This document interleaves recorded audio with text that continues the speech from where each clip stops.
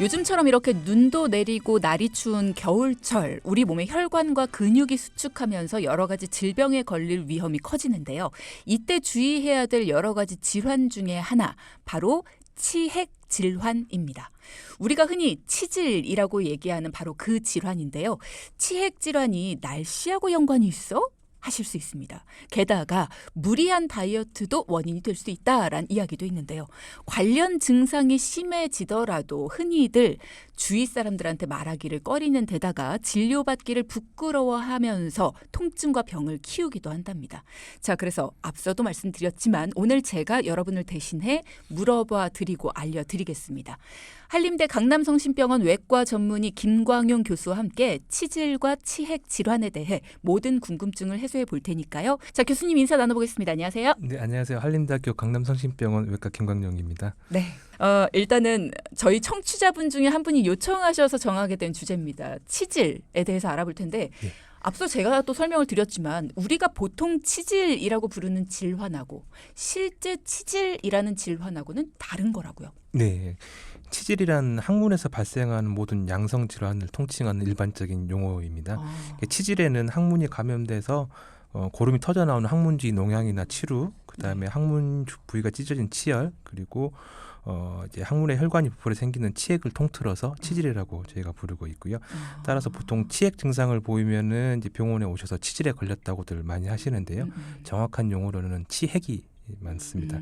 하지만 일반적으로 치질과 치핵은 그 뜻을 이제 혼용해서 같이 쓰는 경우도 있고, 저희도 설명할 때 그냥 환자분들 이제 표현으로 치질이라고 표현을 많이 하긴 합니다. 근데 정확히는 이제 항문 주변으로 튀어나온 덩어리가 있다. 그럼 보통 치핵이 맞는 표현입니다.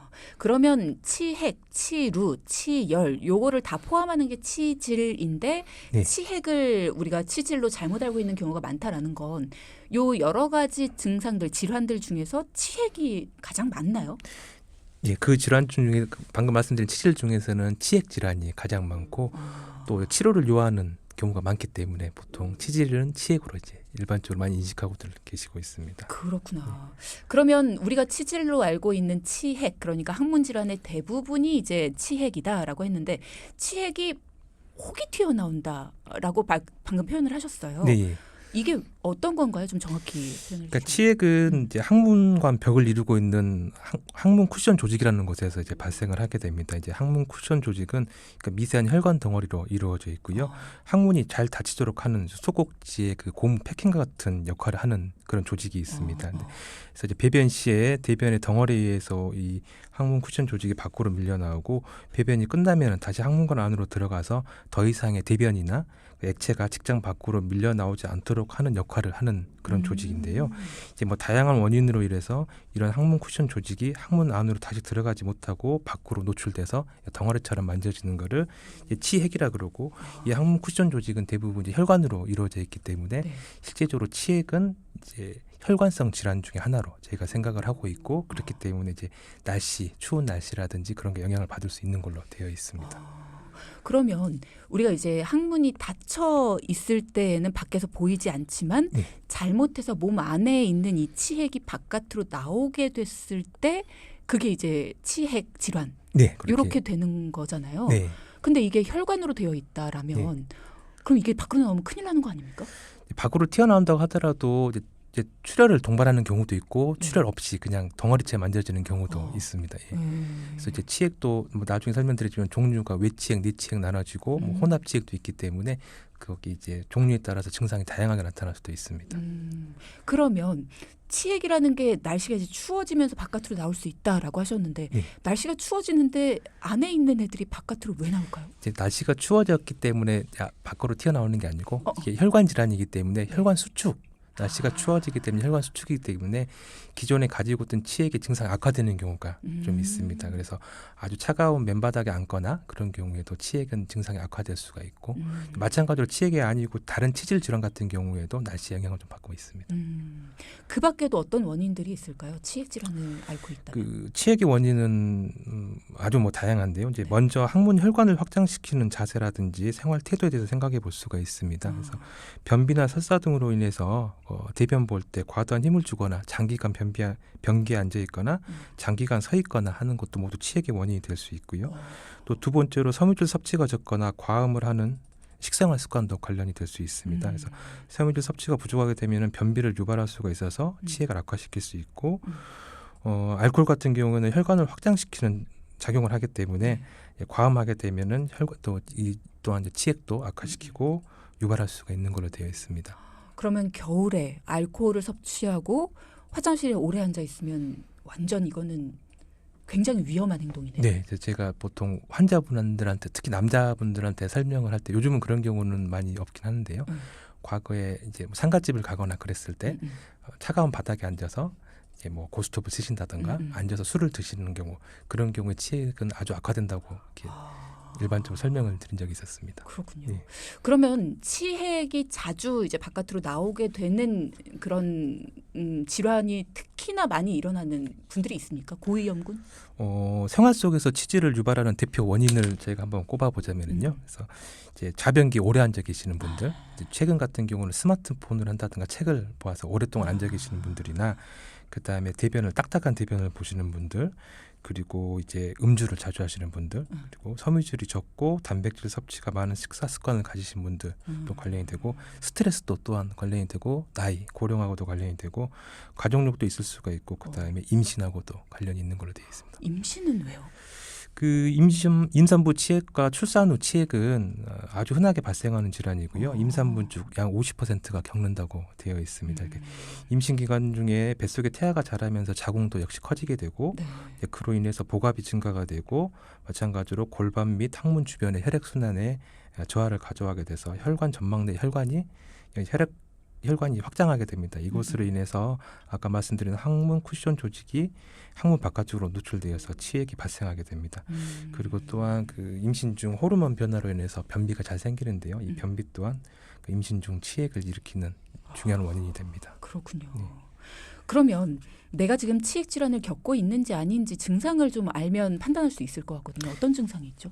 가장 이제 주요한 증상으로는 변을 볼 때 만져지는 덩어리. 그러니까 대변을 닦을 때 보면 만져지는 평상시에 안 만져지던 만져지는 덩어리가 있을 수가 있고요. 그 외에도 대변 후에 발생하는 출혈, 그다음에 통증, 가려움증, 그리고 피부가 늘어져 있는 그런 증상들이 나타날 수가 있고 치액이 심해질 경우에는 점점 밑으로 내려와서 항문 자체가 빠지는 증상을 호소하시는 분들도 있으십니다. 항문 자체가 빠지는 건 어떤 거죠? 느낌이 잘 안 와서. 꽃처럼 저희가 꽃 봉오리처럼 튀어나왔다고 표현하시는 분들이 있는데 그러니까 항문 자체 밑에가 전체적으로 다 빠져나와 있어서 와, 그렇게 되면은 어떻게 변을 보거나 앉거나 하는 행위가 모두 다 불편하겠네요. 네, 굉장히 불편해하시는 경우가 많고요. 이제 지속적으로 이제 분비물도 계속 나오는 경우도. 아이고. 문자창으로 궁금한 사항들 보내주신 분들이 있으신데요. 이분은 이런 질문 주셨습니다. 배변을 자주 하고요. 배변 이후에도 시원한 느낌이 들지 않습니다. 게다가 혈변을 본다면 치핵일까요? 대장암일까요? 라는 질문을 주셨어요. 증상만 놓고는 그 치핵인지 대장암인지 감별하는 거는 좀 어렵습니다. 그러니까 어려운 상태고요. 근데 혈변이 동반되고 있고 그다음에 배변에 장애가 있다 그러면은 우선은 기본적으로 대장 내시경을 하는 것을 추천을 드리긴 합니다. 치핵 같은 경우에는 심하지 않는 치핵 같은 경우에는 배변 장애가 온다거나 하는 경우는 드문 경우가 많고요. 대신 좀 많이 튀어나오는 3도 이상도 되는 치질이나 치핵 같은 경우에는 배변 장애가 동반될 수는 있습니다. 그렇지만은 뭐 아까도 말씀드린 것처럼 진단 자체가 어렵기 때문에 한번 병원에 방문하셔서 내시경을 한번 해보시는 걸 추천드리고 있습니다. 그러면 실제로 내가 뭔가 배변도 불편하고 뭔가 이렇게 뭔가 진짜 불편은 한데 대장암인지 치핵인지를 스스로 구분할 수 있는 방법은 없는 거예요? 환자분이 스스로 할 수 있는 방법은 없다고 보시면 되고요. 그렇지만은 치핵 같은 경우에는 대부분 만져지는 덩어리가 있습니다. 대부분 만져지는 덩어리가 있고 대장암 같은 경우에는 만져지는 덩어리가 있는 경우에는 굉장히 진행된 대장암이라면 직장암, 대장암 중에 직장암에서 굉장히 진행된 직장암이기 때문에 다른 이제 증상이 동반되는 경우가 훨씬 더 많긴 합니다. 그렇군요. 그리고 이분은 이런 질문도 주셨어요. 저는 가끔씩 치핵이 만져지는데 어느 순간 보면 들어가던데요? 라는 말씀. 치핵 같은 경우가 종류가 외치핵, 내치핵이 있고 내치핵 같은 경우도 정도에 따라서 1기부터 4기로 나눠지고 있습니다. 그래서 1기 같은 치액 같은 경우에는 보통 환자분들이 만져지기는 힘들어지고요. 2기 치액 같은 경우가 대변 볼 때 튀어나왔다가 저절로 들어가는 경우가 있습니다. 이제 그런 1기나 2기 치액 같은 경우에는 대변 볼 때 만져지다가 증상이 좋아지거나 그러면 없어지는 경우도 있기는 합니다. 그런 건 문제는 없는 거죠? 보통 1기, 2기 뇌치액 같은 경우에는 수술적 치료보다는 비수술적 보존적 치료를 먼저 시행을 하고 있습니다. 그래서 좌욕이라든지 섬유질을 많이 섭취하거나 그런 걸로 충분히 좋아질 수 있습니다. 그러면은 이렇게 가끔씩 치액이 만져지는 것만으로도 일단은 치료가 필요하긴 하네요. 네, 치액 자체는 한번 발생하게 되면은 없어지는 경우는 굉장히 드뭅니다. 대부분 가지고 살고 있고 관리가 안 되면은 악화되는 경우가 많이 있습니다. 그래서 본인이 치액을 가지고 있거나 치액뿐만 아니고 치질 질환이 있다 그러면은 평상시에 생활 습관이라든가 식습관 관리 그리고 지속적인 좌욕 등을 통해서 관리를 하시는 게 좋습니다. 그럼 치액은 네. 나와선 안 되는 애들인 거예요? 원래는 나와서는 안 되는 애들이죠. 원래는 나와서는 안 되는 애들이고 한 번이라도 나오면 이게 습관적으로 계속 나올 수 있다. 예, 치액이 발생하는 원인이 대부분이 생활 습관하고 관련되기 때문에 그 생활 습관이 교정되지 않는 한은 보통 악화되는 게 일반적입니다. 그렇군요. 네. 최근 들어서 치액 환자가 더 늘고 있다라는 얘기가 있던데 실제로 그래요? 예, 조금 예전에 비해서 좀 늘고 있는 추세고요. 아무래도 식습관과 생활 습관과 관련돼 있는 경우가 많습니다. 그래서 그러니까 치액뿐만 아니고 치질 환자들이 전체적으로 증가하고 있는 원인으로는 첫 번째로는 그 서구화된 식습관과 과도한 음주 그로 인한 비만도에서 그 이유를 찾아볼 수가 있고요. 또한 최근에 컴퓨터 작업 등 앉아서 일하는 시간이 많아지면서 이런 이제 치액 환자도 증가되고 있습니다. 또한 장기간 용변을 보는 습관이나 잦은 설사나 변비의 반복도 이런 치액이 발생하기 쉽고요. 그러니까 대표적으로 스마트폰 보면서 화장실에 오래 앉아 계시는 경우, 그리고 최근에 많이 하고들 계시는데 이제 지나친 다이어트로 인해서 지나치게 딱딱해진 변도 이런 치액과 관련된 걸로 알려져 있습니다. 비데 사용이 좋지 않다. 치액 발생에도 영향을 끼칠 수 있다. 이런 얘기도 있던데 맞나요? 비데 자체를 제대로 사용하시면 크게 문제가 되진 않는데요. 근데 비데를 사용해서 문제가 뭐냐면 비데를 하게 되면은 이제 배변 시간이 길어지는 경우가 있습니다. 배변 시간도 길어지고 그다음에 수압이라든지 온도에 문제가 있어서 비데 사용 적절한 사용은 상관이 없으나 비데 사용을 해서 이렇게 화장실 오래 앉아 계시거나 그런 경우에는 오히려 치액이 안 좋은 걸로 되어 있습니다. 그러면 어떤 수압과 어떤 수온이 문제가 되는 겁니까? 수온은 보통 미지근한 정도. 그게 좋은 거예요? 예, 30도에 40도 정도 미지근한 정도가 좋은 걸로 돼 있고요. 수압은 정확히는 너무 세지 않게끔 상처가 나지 않게끔 하는 정도로 이용하시면 되실 것 같습니다. 제가 너무 민감한 질문.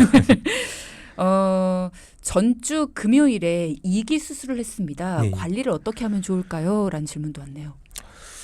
치액 수술 후 관리는 이제 회복 과정 중에는 이렇게 좌욕을 꾸준히 해주셔야 되고요. 상처가 닿을 때까지는 수분을 충분히 섭취하는 것이 좋습니다. 그래서 치액 수술 후에 좌욕을 하면은 순환이 촉진되어서 상처 치유를 돕고요. 항문 괄약근이 이완되어 대변 보실 때 한결 부드러운 그런 증상이 있기 때문에 하루에 3에서 4회 정도 5분 미만으로 따뜻한 물에서 대변 보시기 전후로 좌욕을 하시는 게 좋습니다. 수술 후에는 비데는 오히려 상처를 악화시킬 수 있기 때문에 상처가 완전히 나을 때까지 사용하지 않는 게 좋습니다. 또한 이렇게 변을 부드럽게 보고 상처에 자극을 주지 않도록 하기 위해서 물이나 야채, 과일을 많이 드시는 걸 추천드리고요. 섬유질 식사를 해서 변비나 설사를 예방하는 것도 중요하다고 말씀드릴 수 있겠습니다. 필요하면은 병원이나 약국에서 식이섬유 제제를 복용하셔서 그런 것도 추천을 드리고요. 그다음에 식이섬유는 수술 후에 1개월 이상 드시는 것은 좋습니다. 그리고 자극이 심한 음식 같은 경우에는 수술 후 2주 있다가 드시는 게 좋고 음주는 절대 하지 않는 걸로 제가 권하고 있습니다. 그렇군요. 음주가 이렇게 안 좋습니다, 여러분. 예, 요즘에 신년회 한다고 많이들 모이시던데 음주는 적당히. 또 질문들이 많이 있는데요. 일단 저희가 준비한 내용들 먼저 훑어드리고 나서 여러분의 질문들도 훑어드릴게요. 흔히요, 치핵이라는 게 깨끗하지 않아서 걸리는 병이다. 위생적이지 않아서 걸리는 병이다. 볼일을 보고 나서 잘 안 닦아서 그렇다. 뭐 이런 얘기들도 있더라고요. 치액은 더럽고 씻지 않아서 생긴 병은 아닙니다. 그죠. 예, 치액과 위생은 직접적인 인과관계는 없고요. 오히려 이제 치액이나 이제 치질 질환이 발생했을 때 그로 인한 통증이나 염증을 원인으로 인해서 발생한 뒤에 위생이 이제 불결해지는 경우는 있습니다. 근데 이처럼 이렇게 위생 문제라는 잘못된 인식으로 인해서 많은 환자분들이 이제 치료에 소극적이게 되게 되고요. 그래서 이렇게 치액을 치료받기 부끄러워하거나 그 위생 문제라는 잘못된 인식으로 결국 통증이나 병을 키워서 이제 병원을 방문하시는 경우가 상당수가 있습니다. 주변에서도 보면 나 치질이야 그러면 막 이렇게 반응들을 하시고 놀리기도 하고 막 이러니까 오히려 소극적으로 하고 숨기기도 하고 뭐 이렇게 해서 악화시키는 경우도 있는데 그러면 절대 안 된다라는 거 우리가 선입견을 좀 버려야겠어요. 치핵 질환 때문에 치료를 하게 된다. 그러면 아까 1기부터 4기까지 말씀을 주셨는데 네. 이게 증상에 따라 단계별로 치료법이 좀 다를 것 같습니다. 어떤가요? 그 치액은 진행된 정도와 동반되는 증상에 따라서 수술적 치료와 비수술적 치료를 이제 선택을 하게 되고요. 뭐 대표적인 비수술적 치료 방법으로는 배변 완화제를 복용하거나 식이요법 그리고 통증 조절, 그다음 좌욕이나 배변 습관의 교정 등이 이렇게 있고요. 이렇게 보존적 치료에 효과가 없거나 진행된 치액의 경우에 수술적 치료를 이제 고려를 하게 됩니다. 외치액과 내치액이 있는데 외치액의 경우에는 외치액 바깥쪽으로 튀어나왔는 치액을 말하는 건데 대부분 혈전성 그러니까 혈액이 굳어서 생기는 치액이기 때문에 통증이나 불편감을 호소하는 경우가 많이 있습니다. 그래서 외치액 같은 경우에는 수술적 치료를 고려하는 경우가 상당수가 되고요.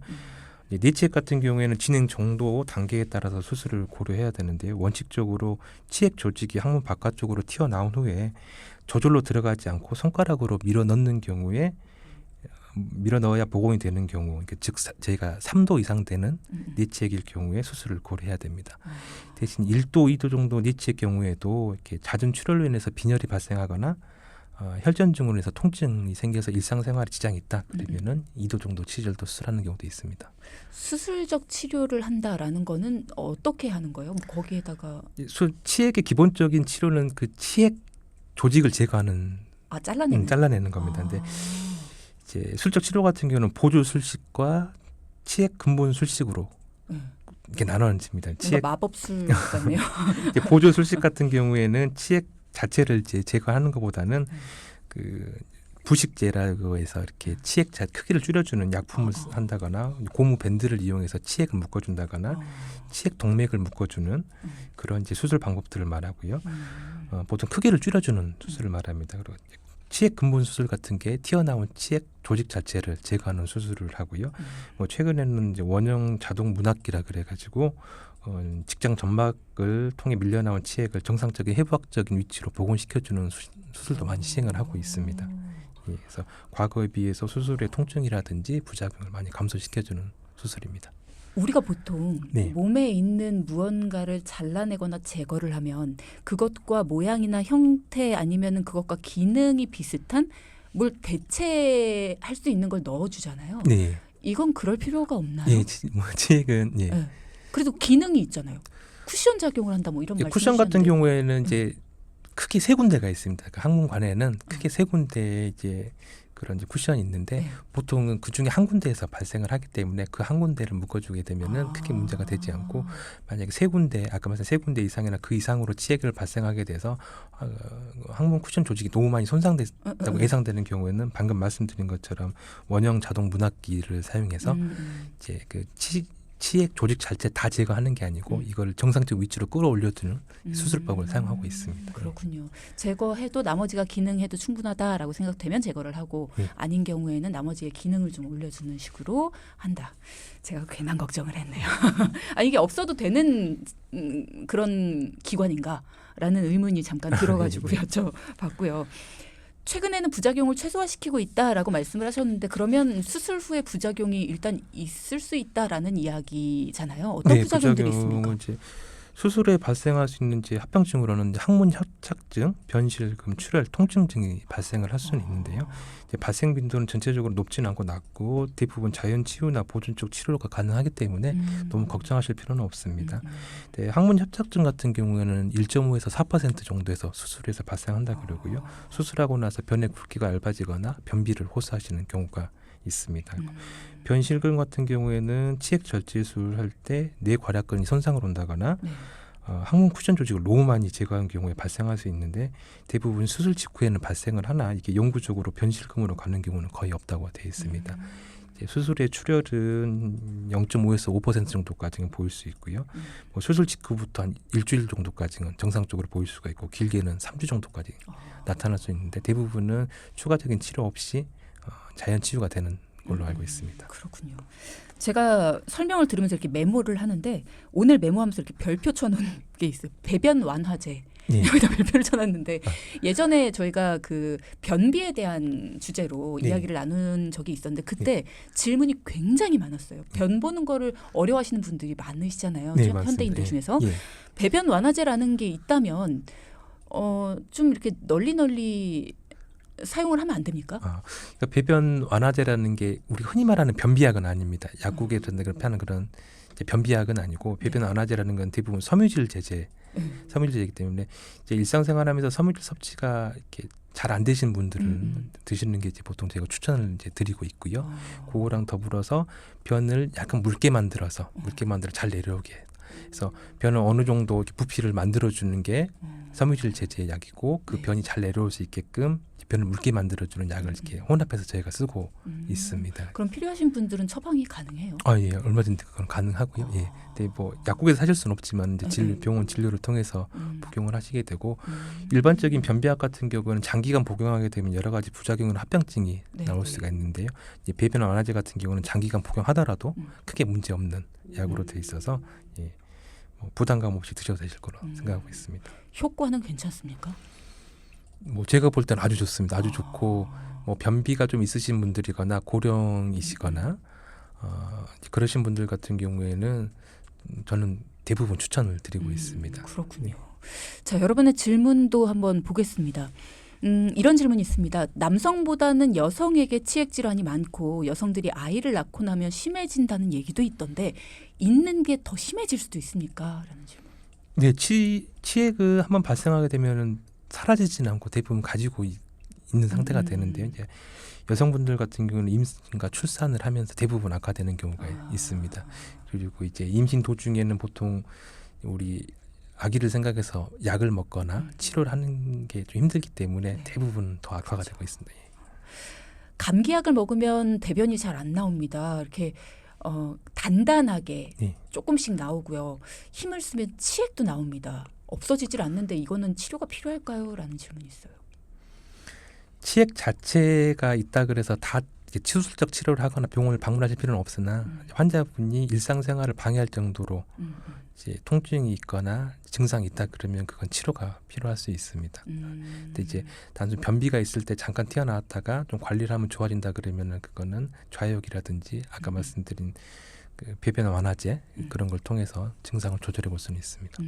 좌욕의 방법에 대해서 물어보신 분도 있으신데요. 가끔 가다가 쑥 좌욕 이런 거 뜨는 게 좋다 뭐 이런 거나 소금물로 좌욕하는 것도 필요하다 뭐 이런 글들도 많던데 이런 게 괜찮나요? 라는 질문. 저희는 추천하고 있지는 않습니다. 이제 항문 질환 있거나 치질과 항문 질환이 있거나 치액이 있는 경우에는 상처가 발생하게 되면 염증이 동반될 수가 있기 때문에 이제 소금물이나 그런 이제 물질이 들어가게 되면은 아무래도 염증을 유발할 만한 요인이 되기 때문에 저희는 그냥 미지근한 맹물, 일반 수돗물로 하는 걸 더 추천하고 있습니다. 쑥도 좋지 않습니까?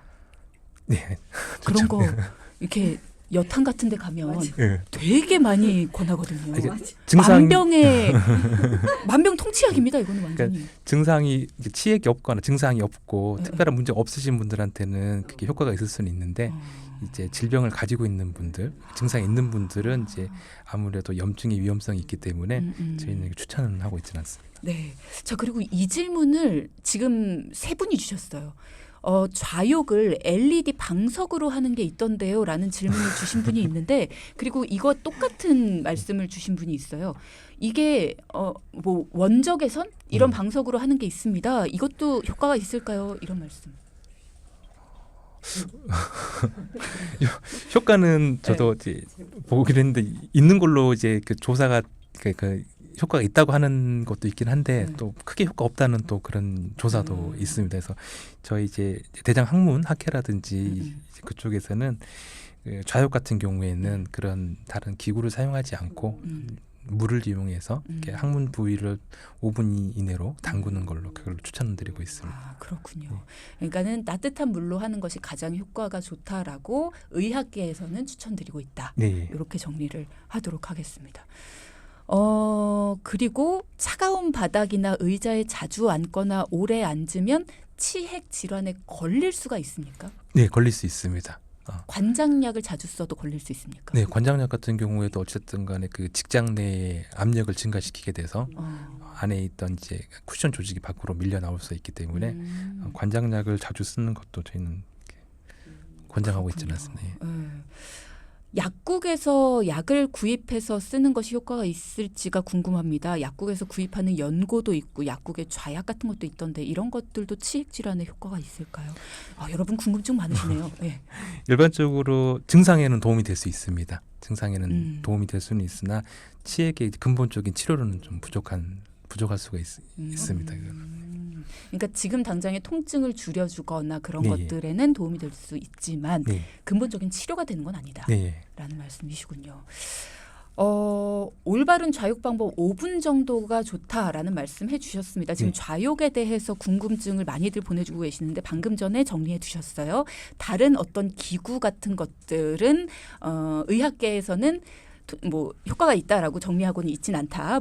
따뜻한 물로 5분 정도 좌욕을 하는 것이 가장 효과가 좋다라고 의학계에서는 정리하고 있다는 거 다시 한번 말씀을 드리고요.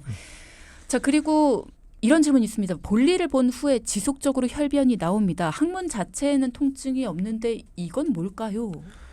그 항문 이제 출혈, 특히 선홍색빛, 빨간색 출혈의 가장 흔한 원인은 치핵이 아닌 치열입니다. 대변 보고 나면 그래서 항문 찢어짐이 치열이라 그러는데요. 딱딱한 변을 보거나 변비가 있거나 화장실에 너무 오래 앉아 있거나 하는 경우에는 항문 찢어짐이 발생을 해서 이제 피가 나는 경우가 있습니다. 치열 같은 경우에 한번 이제 출혈이 시작되면은 보통 2, 3주 정도, 길게는 2, 3주 정도까지 이제 출혈이 지속될 수는 있습니다. 그러면 이제 항문이 찢어지는 그렇게 됐을 때 상처 치료약 발라도 돼요? 치열은 특별한 치료가 대부분은 필요 없습니다. 자연 치유가 되는 질환인데요. 네. 2, 3주 동안 출혈이 되는 이유는 변을 볼 때마다 또 찢어지고 그러니까. 그렇기 때문에 좌욕 정도면 보통은 충분합니다.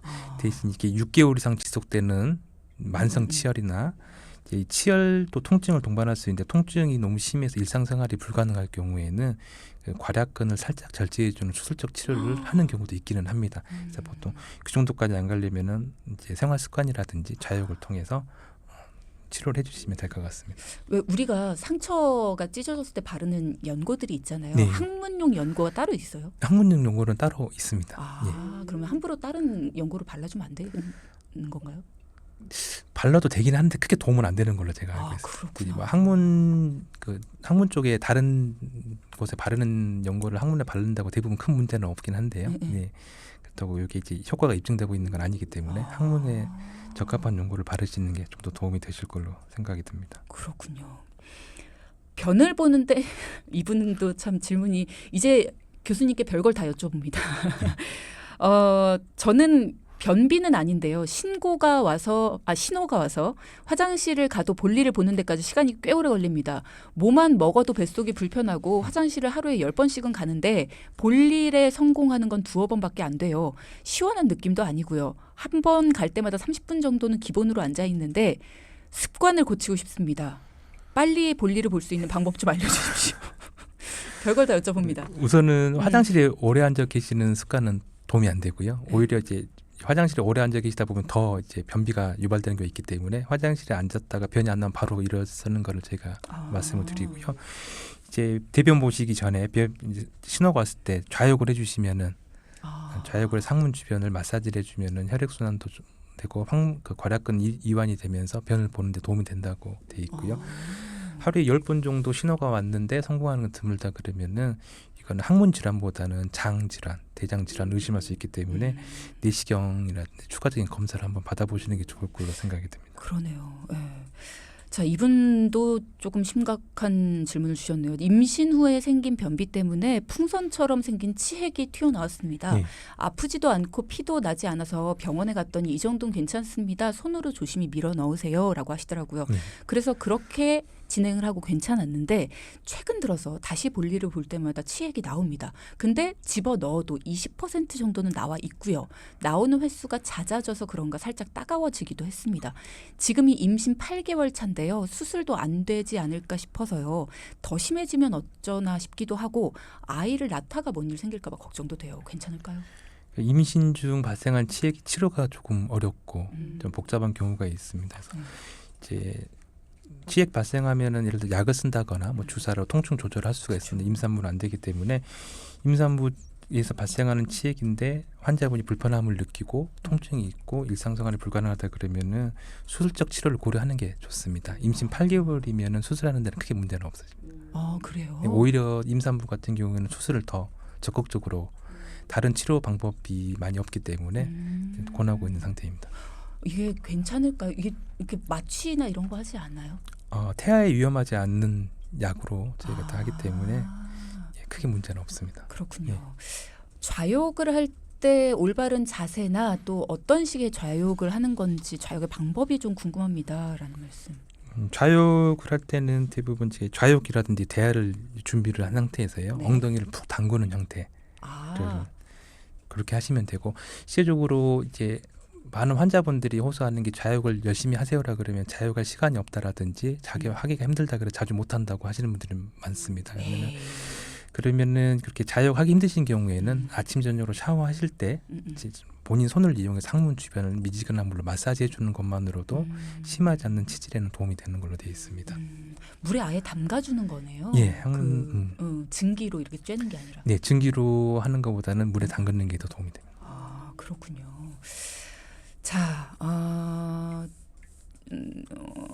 세숫대야에 물을 받아서 좌욕을 하는 방법으로 하면 엉덩이에 힘이 들어가지 않을까요? 그러면 치액이 또 빠질 수 있지 않을까 싶은데요. 그래서 쭈그리고 앉아서 담그는 방법보다는 아예 그냥 바닥에 놓고 제 엉덩이는 아예 대야 속으로 들어가고 다리는 위로 올리면서 구부리고 앉는 그 자세로 보통. 예. 그렇군요. 쭈그리고 앉는 자세는 치액을 비롯한 치액 질환에는 치질질환 아주 안 좋기 때문에 그런 자세는 피하시는 게 좋습니다. 그렇군요. 와, 오늘 저는 사실 질문이 많을까 하는 생각을 했는데 오늘 저희가 준비한 내용은 거의 못했습니다. 여러분의 질문을 하느라고. 아, 그렇군요. 오늘 여러분과 함께 치핵 질환을 예방하는 방법 그리고 또 평소의 배변 습관에 대해서도 많은 조언을 주셨습니다. 오늘 너무나 감사드리고요. 두 번째 모셨는데 오늘도 너무나 뜻깊은 시간이었던 것 같습니다. 다음에 또 전해주실 이야기 있으시죠? 네네, 알겠습니다.